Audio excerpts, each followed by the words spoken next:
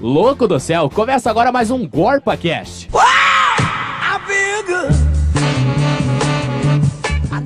Fala galera que se liga agora em mais uma editoria de esportes aqui do GorpaCast. Eu sou o Igor Dores. Eu sou o Douglas Moretti. E eu sou Carlitos Marinho. E hoje nós temos uma convidada especial aqui com a gente. Se apresente, convidada. Olá, tudo bom, galera? Eu sou Camila Maciel, da editoria de cultura pop, toda sexta-feira. Já aproveitou, fez aqui a sua propaganda? Sim. E hoje no nosso GorpaCast a gente queria não precisar falar sobre isso, mas infelizmente é algo que vem à tona, é algo que vem muito forte nos últimos meses, e então a gente acha que tem que falar porque realmente é algo muito importante. A gente vai falar sobre os abusos no mundo do esporte. Abuso sexual. O abuso sexual no mundo do esporte. A gente acompanhou aí recentemente uma série de denúncias e a hashtag MeToo, que surgiu nos Estados Unidos contra o produtor cinematográfico Harvey Weinstein, de Hollywood. Hashtag eu também, né? É o hashtag eu também aqui pro nosso português. Que surgiu aí com as atrizes que criaram coragem para falar dessa tristeza, desse sentimento de prisão que elas tinham e se libertaram para falar sobre esse assunto que é algo assim que a gente acha que está longe da gente, mas cada vez se revela mais perto. No mundo do esporte, a gente pode citar o triste caso Larry Nassar, do médico da seleção americana de ginástica, né? Isso. Que já estava preso. Ele já estava preso por possuir pornografia infantil. Cara, que horror. Horroroso. Isso é uma coisa... Já estava preso por possuir pornografia infantil. E ele se entregou à justiça em função do abuso que ele cometia com as atletas olímpicas de ginástica, né? Cara, um cara desse trabalha com criança. Sim, são atletas que disputaram as Olimpíadas no Rio de 17, 16 anos, até nem maiores de idade. É. Então, ele confirmou por parte dele 22 casos de abuso. Nossa. 22 casos de abuso. Você você manchou a vida, as lembranças, os sentimentos de 22 pessoas, sendo E é 3... pouco. É pouco perto do que ele realmente fez. Exato. E sendo 3 dessas 22 menores de 13 anos. Nossa. Lamentável, né? Cara, 13 anos. Você abusa uma criança de 13 anos. Você influencia o resto da vida dessa pessoa. Porque, independente da idade, mas você ameaça o futuro profissional dessas crianças, porque você trabalha com o sonho delas. Não só o profissional, o social. Sim, exatamente. Às vezes o social é ainda mais implicante do que o profissional, porque as pessoas podem não saber, mas você tem vergonha de sair na rua, porque aquilo aconteceu contigo. Se retrai, né? Com certeza. E como aquilo trabalha com sonho teu, é difícil para você perceber o quanto a denúncia é importante. Às vezes você é coagido até pela própria família, como várias meninas relataram, que foram coagidas pela família a não falarem nada, justamente por causa disso, porque sairiam do time, coisas E também assim. por meio da repressão social, né? Porque, Com certeza. infelizmente, não é todo mundo que lida bem com essa situação e acaba praticando bullying, tem um preconceito. É uma situação muito grave, estraga a vida dessas garotas aí que tinham um futuro brilhante pela frente, foram campeões olímpicas no Rio, né? Sim, as pessoas elas acabam por não saber lidar com isso e é incrível até a gente vê pessoas falando que a culpa é da vítima. Exato. Cara, sem É o comentários. cúmulo, é o cúmulo. É o cúmulo. Foi muito importante que essas pessoas se unissem. Às vezes a gente pensa, é uma hashtag numa rede social, então, né, não tem importância, mas tem importância sim, com certeza. Muito grave, gente. Gente, é importantíssimo que vários atletas e artistas, eles venham à mídia expor o seu caso, contem quem foram os agressores, para que as pessoas que também são vítimas, elas se sintam motivadas, Se encorajem para poder denunciar também, porque a maioria dos casos ficam ocultos, existe muito medo de que se denuncie. E o mundo inteiro está falando sobre esse assunto, como disse o Igor, com a hashtag MeToo, entre vários outros movimentos.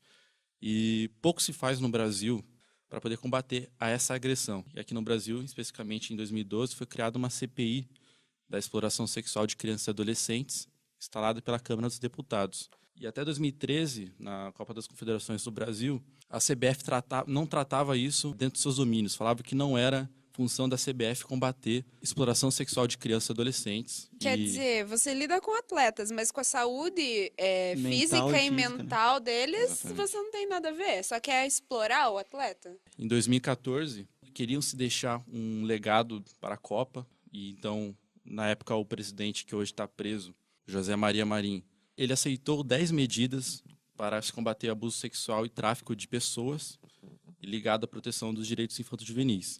Desses 10, apenas 2 foram cumpridos, ou seja, era obrigação da CBF cumprir, que são apoiar campanhas educativas no âmbito de clubes esportivos, alertando para os riscos da exploração sexual e do trabalho infantil, e gente, foi parcialmente cumpridos. E é o mínimo que podia fazer, né? O mínimo, exatamente. apoio. O mais fácil Não para fez eles mais era... que obrigação. Sim. Na verdade, os 10 seriam obrigação, mas eles fizeram os 2 mais básicos, eu Fez acho. muito menos do que obrigação. Sim.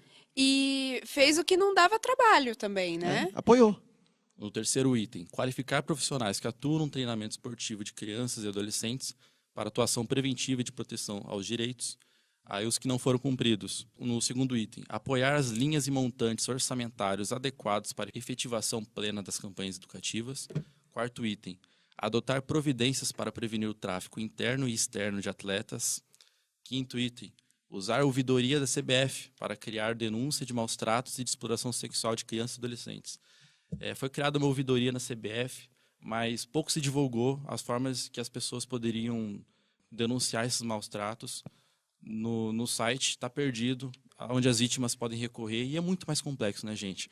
E detalhe, não adianta você falar para as paredes, né? Não adianta, tem uma ouvidoria lá, mas para onde é que vai isso? O que é feito a respeito disso? Como é Exato. processado.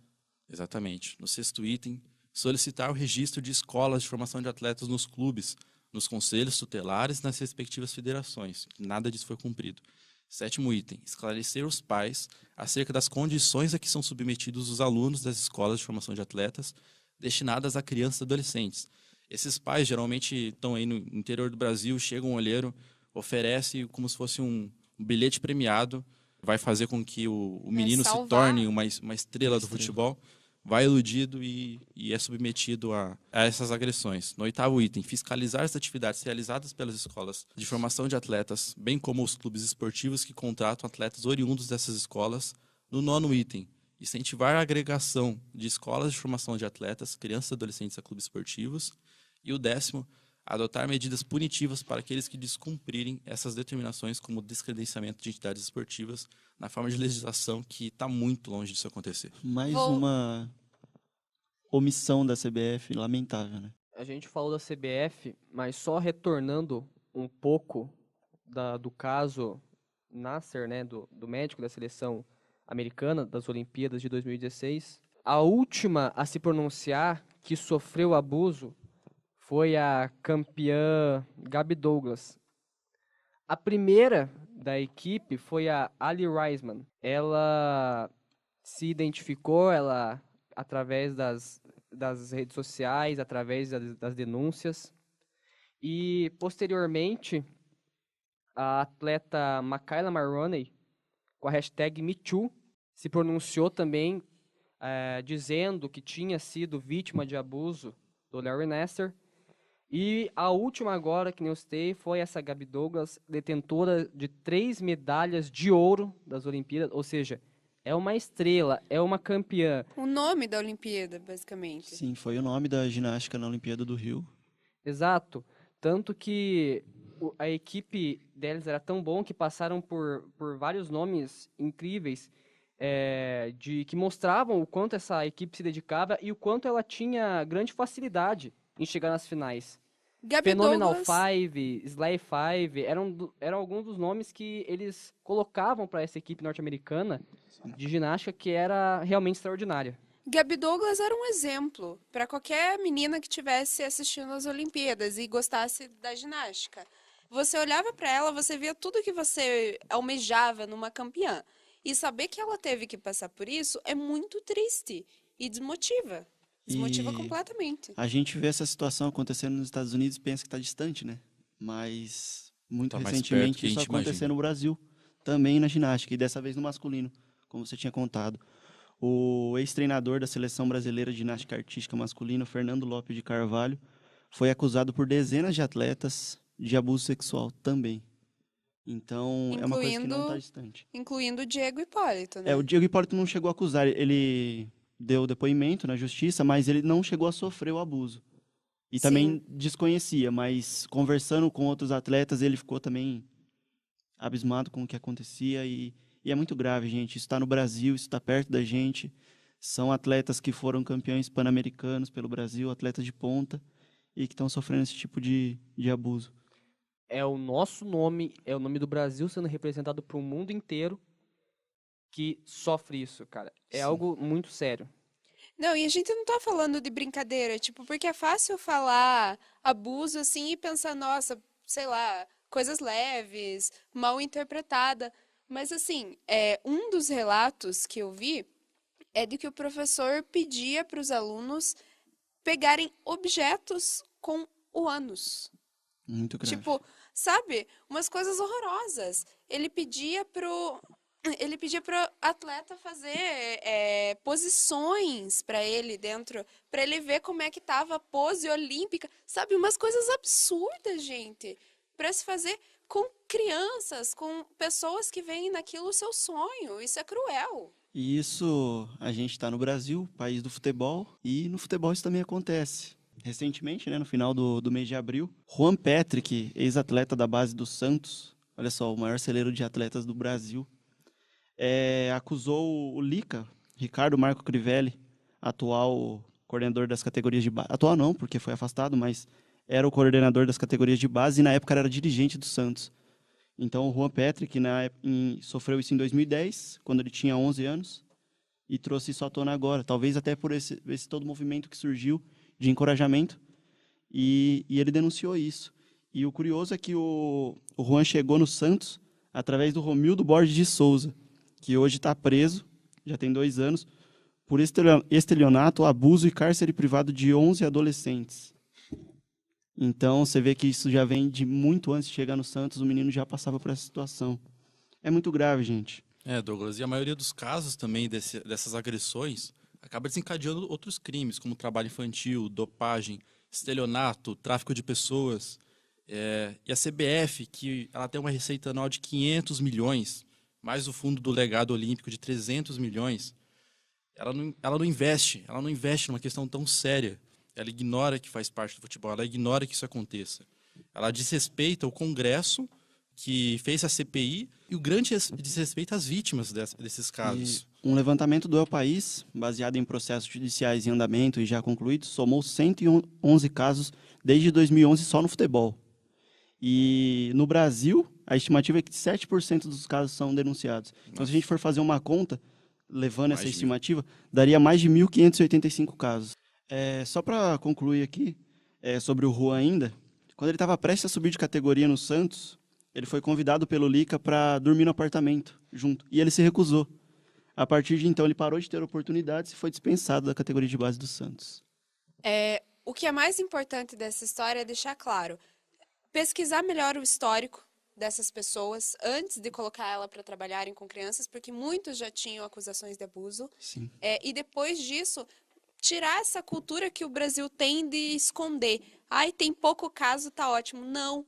Quanto mais caso, mais denúncia. Porque isso acontece. E se não está sendo falado, é porque não se tem espaço para as vítimas. Às vezes, na mania da gente falar da corrupção na política, a gente se esquece de falar da corrupção nas outras áreas. O esporte, como a gente pode ver, é uma área muito corrupta. Não só no Brasil, mas, infelizmente, a gente pode ver que isso se alastra pelo mundo. Sim. Galera, a nossa editoria de esportes vai ficando por aqui. A gente agradece a sua companhia.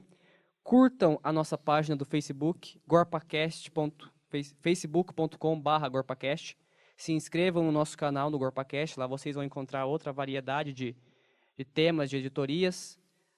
Se inscrevam no canal, ativem o sininho para quando sair vídeos novos vocês já ficarem ligados. Deixem lá o seu gostei, o seu comentário, a sua sugestão de tema. Ajuda a gente aqui a trazer para a gente discutir o que vocês acham que merece ser ouvido, o que vocês acham que deve ser falado.